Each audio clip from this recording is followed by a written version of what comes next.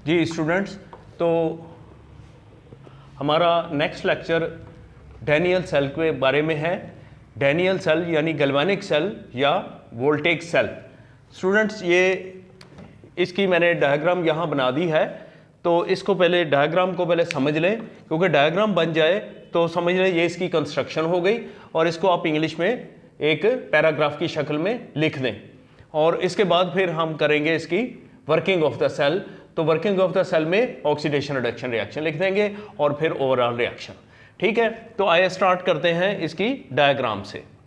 यहाँ देखें कि इसकी डायग्राम में हमने दो बीकर लिए हैं।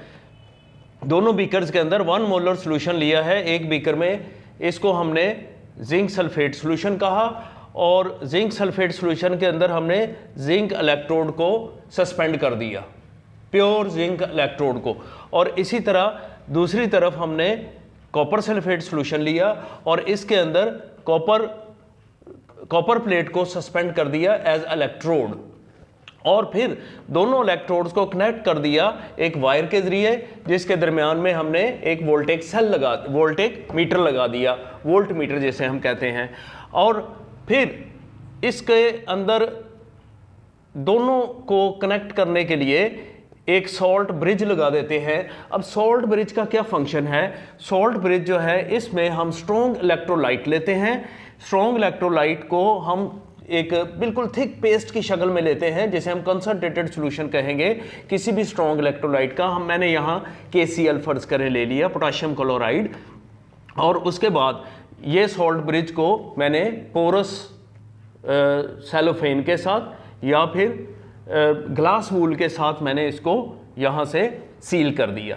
ग्लास वूल से क्यों सील किया? उसकी वजह यह है कि दोनों तरफ से यहाँ पे आइंस नीचे गिर सकते हैं, पूरे का पूरा सॉल्ट नहीं, यानी KCl पूरा कंप्लीट इधर नहीं गिरेगा, ना इधर सिर्फ अपोजिट आइंस गिरेंगे। वो कैसे? देखें, यहाँ पे जब हम इस दोनों इलेक्ट्रोड को हमने कनेक्ट कर दिया तो यहाँ से करंट गुजरना शुरू हो गया, और वोल्ट मीटर हमें करंट की वैल्यू बता रहा है कि कितना करंट पैदा हो रहा है। और उसके साथ हमने फिर क्या किया कि जब यहाँ पे करंट फ्लो करना शुरू कर देता है तो क्यों फ्लो करता है? पहला क्वेश्चन। यहाँ पे जिंक इलेक्ट्रोड जो है ये डिसॉल्व होना शुरू हो जाता है सॉल्यूशन के अंदर, जिंक सल्फेट के अंदर। और पहले जो सॉल्यूशन मौजूद है हम जानते हैं जिंक सल्फेट है, लेकिन जिंक सल्फेट यहाँ पे न्यूट्रल सॉल्यूशन है, इसके ऊपर कोई चार्ज नहीं। लेकिन जब यहाँ से जिंक आयन गिरना शुरू हो जाएंगे, इलेक्ट्रोड डिसॉल्व होना शुरू हो जाएगा, तो पॉजिटिव आयन यहाँ पे बहुत ज़्यादा मिकदार में जमा हो जाएंगे, जिस वजह से यहाँ पे न्यूट्रल, अब सॉल्यूशन जो है वो न्यूट्रल नहीं रहा। फिर हम क्या करेंगे कि ये जो सॉल्ट ब्रिज हमने लगाया है ये इस सॉल्यूशन को न्यूट्रल करेगा। कैसे? यहाँ मैंने स्ट्रॉन्ग इलेक्ट्रोलाइट लिया, स्ट्रॉन्ग इलेक्ट्रोलाइट में से यहाँ पे क्योंकि पॉजिटिव आयन गिर रहे हैं, जिंक पॉजिटिव आयन देता है, तो अंदर से नेगेटिव आयन गिरना शुरू हो जाएंगे, यानी क्लोराइड आयन, या कोई भी स्ट्रॉन्ग इलेक्ट्रोलाइट आप यहाँ ले सकते हैं। तो क्लोराइड आयन यहाँ पे गिरकर जो एक्स्ट्रा जिंक आयन है उनके साथ मिलकर जिंक सल्फेट बनाना शुरू कर देगा। इसके साथ इस तरफ अब आ जाएं, यहाँ पे कॉपर सल्फेट सॉल्यूशन मौजूद है जो कि न्यूट्रल सॉल्यूशन है। कॉपर सल्फेट सॉल्यूशन क्योंकि न्यूट्रल है, लेकिन यहाँ से जिंक जब अपने इलेक्ट्रॉन इस वायर के जरिए इस तरफ शिफ्ट करने शुरू कर देगा कैथोड के ऊपर, तो कैथोड पे कौन सा चार्ज आ जाएगा? कैथोड पे नेगेटिव चार्ज आ जाएगा, और यहाँ पे इलेक्ट्रॉन्स की बहुत ज़्यादा मिकदार भर जाएगी। अब इन इलेक्ट्रॉन्स को यहाँ पे, क्योंकि कॉपर सल्फेट में कॉपर आयन मौजूद है सॉल्यूशन के अंदर, ये कॉपर आयन ट्रांसलोकेट करेंगे और डिपॉजिट हो जाएंगे किसके ऊपर? यहाँ से 2 इलेक्ट्रॉन पिक करके इसके ऊपर डिपॉजिट हो जाएंगे। ठीक है, एनीवे, ये तो थी इसकी कंस्ट्रक्शन। तो स्टूडेंट्स, ये तो थी कंस्ट्रक्शन, और अब हम देखते हैं इसकी वर्किंग। अच्छा, कंस्ट्रक्शन का आप इस तरह आप हेडिंग दे देंगे, construction of the Daniell cell, और उसके बाद फिर दूसरी हेडिंग, ये फर्स्ट हेडिंग हो गई, दूसरी हेडिंग हो जाएगी आपकी working of the cell, working of the cell.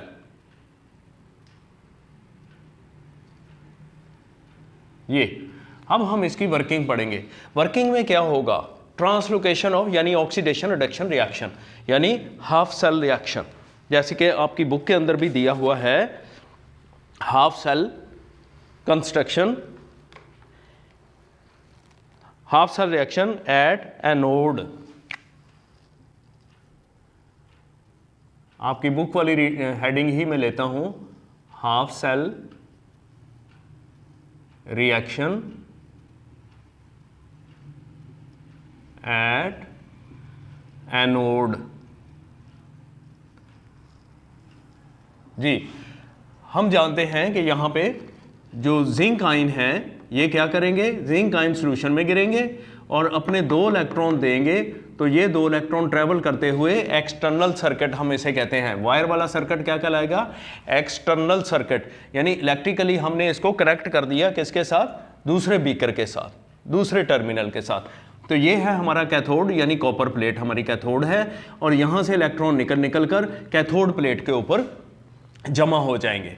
ठीक है, अब हमने क्या करना है कि एनोड, एनोड पे क्या हुआ, ये हमारा एनोड है जिस पे पॉजिटिव चार्ज है, ये एनोड पे क्या हो रहा है, एनोड पे यानी एनोड पे कौन है, जिंक। तो जिंक जो है जीरो ऑक्सीडेशन स्टेट पे है, अभी इस पे कोई चार्ज नहीं था रिएक्शन स्टार्ट होने से पहले। अब इसके ऊपर पॉजिटिव चार्ज आ जाएगा जिंक प्लेट के ऊपर, और एक जिंक आयन 2 इलेक्ट्रॉन रिलीज करेगा, एक जिंक आयन 2 इलेक्ट्रॉन रिलीज करेगा। तो लॉस ऑफ इलेक्ट्रॉन कहाँ हुआ, एनोड के ऊपर। एनोड पे क्या हो रहा है, लॉस ऑफ इलेक्ट्रॉन, और इलेक्ट्रॉन निकलकर कहाँ जा रहे हैं, एक्सटर्नल सर्किट के जरिए कैथोड पर डिपॉजिट हो रहे हैं। तो यहाँ हमने लॉस ऑफ इलेक्ट्रॉन किया, तो लॉस ऑफ इलेक्ट्रॉन क्या कहलाएगा, ऑक्सीडेशन। लॉस ऑफ इलेक्ट्रॉन क्या कहलाएगा, ऑक्सीडेशन। ठीक है, अब ये इलेक्ट्रॉन कहाँ गए, ठीक है, टुवर्ड्स कैथोड, कैथोड के ऊपर डिपॉजिट होंगे। अब हमने कैथोड जो है हमारा कॉपर प्लेट है, प्योर कॉपर प्लेट, ये देखें यहाँ पे कॉपर जो है, इस पे यहाँ पे ऑलरेडी ये कॉपर आयन, यानी हमने यहाँ पे कोई अभी एक्स्ट्रा कॉपर आयन नहीं डाले, सॉल्यूशन में से ही कॉपर आयन, क्योंकि लैक ऑफ इलेक्ट्रॉन है ऑलरेडी, और ये अब कहाँ जाएंगे, कॉपर प्लेट के ऊपर। तो हम यहाँ लिखेंगे हाफ सेल रिएक्शन, यहाँ पे number 2 half cell reaction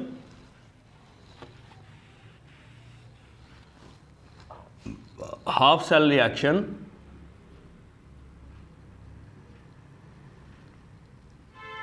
at cathode, half cell reaction at cathode. देखें जी, अब कैथोड पे क्या हो रहा है, कैथोड कॉपर प्लेट है, कॉपर आयन यहाँ पे सॉल्यूशन में मौजूद है, कॉपर आयन जा रहे हैं कॉपर प्लेट के ऊपर, ये कॉपर आयन कॉपर प्लेट पे जाएंगे और वहाँ क्या लेंगे, ये वाले 2 इलेक्ट्रॉन पिक करेंगे, यानी प्लस, ये देखें 2 इलेक्ट्रॉन्स। ठीक है, अब ये कॉपर आयन, एक कॉपर आयन 2 इलेक्ट्रॉन गेन करके किसमें चेंज हो जाएगा जी, कॉपर जीरो ऑक्सीडेशन स्टेट में, क्योंकि अब ये पहले इसके ऊपर चार्ज था, जब ये 2 इलेक्ट्रॉन अपने वापस ले लेता है तो ये न्यूट्रल हो जाएगा। ठीक है, यहां तक बेटे क्लियर हो गया कॉन्सेप्ट। अब हम करेंगे इसका ओवरऑल रिएक्शन, ये गौर से देखें, ये क्या होगा, ओवरऑल रिएक्शन। यहां मैं हेडिंग दे देता हूं, ओवरऑल रिएक्शन।